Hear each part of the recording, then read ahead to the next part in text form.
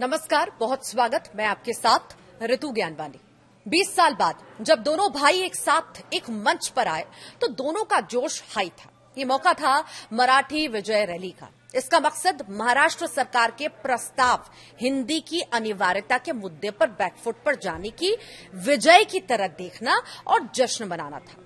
इस दौरान करीब 48 मिनट तक भाषण का दौर चला, जिसमें मराठी अस्मिता और हिंदी मराठी विवाद पर चर्चा होती रही।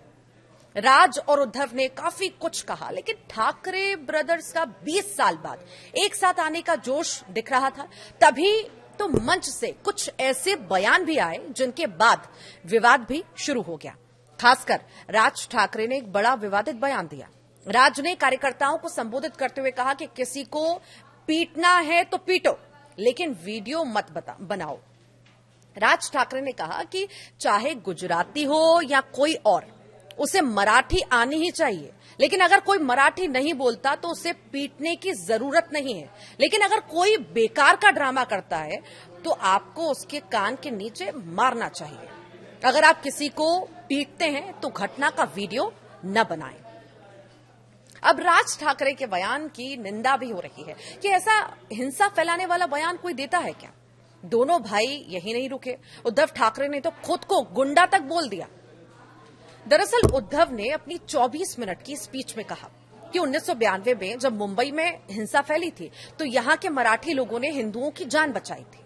मुख्यमंत्री देवेंद्र फडणवीस ने बोला है कि वो गुंडागर्दी बर्दाश्त नहीं करेंगे। तो उन्हें बता देना चाहता हूं कि अगर वो अपनी भाषा को लेकर गुंडागर्दी करेंगे तो फिर हम भी गुंडे हैं। महाराष्ट्र मराठी माणूस, मराठी भाषा याच्यावर तडजोड होणार नाही, कोणत्याही परिस्थितीत होणार नाही। महाराष्ट्र मराठी माणूस, मराठी भाषा याच्यावर तडजोड होणार नाही, कोणत्याही परिस्थितीत होणार नाही। मैं काही जे चॅनलमध्ये मराठी नाही इतर चॅनलमध्ये हिंदी आणि याच्यात गुजराती माणसाला मारला, कुठच्या गुजराती माणसाला मारला? बाचाबाचीमध्ये समोरचा गुजराती निघाला, इकडचा मराठी निघाला, त्याच्यामध्ये काय गुजरात्यानं मारलं का? केवढे व्यापारी आहेत, अजून तर काहीच केलेलं नाही। पण जर जास्ती नाटकं केली तर कानाखाली आवाज काढलाच पाहिजे तुम्ही। उद्धव ठाकरे ने कहा, आजादी के वक्त हमने मुंबई के लिए लड़ाई लड़ी। उस समय के राजनेता नहीं चाहते थे कि महाराष्ट्र में मराठी हो।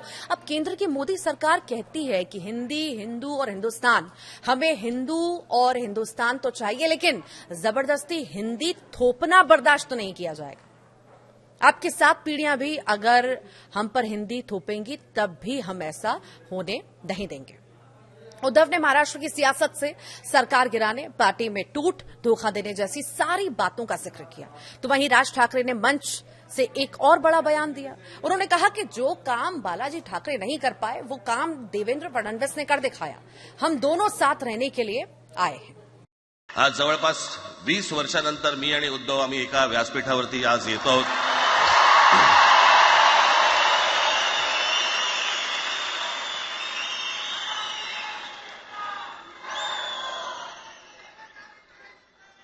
जे माननीय बाळासाहेबांना जमलं नाही, जे अनेकांना जमलं नाही, आम्हाला दोघांना एकत्र आणायचं, ते देवेंद्र फडणवीसला जमलं। एकत्र आलोय एकत्र राहण्यासाठी, एकत्र आलोय एकत्र राहण्यासाठी।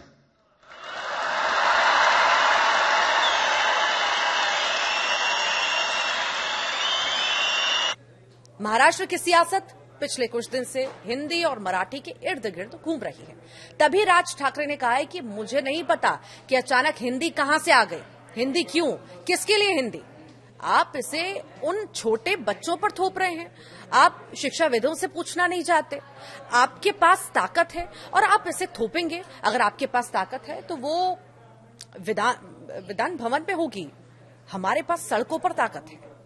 यानी एजेंडा साफ है कि झुकने को कोई तैयार नहीं है। महाराष्ट्र में मराठी को हमेशा अस्मिता को जोड़कर देखा जाता है।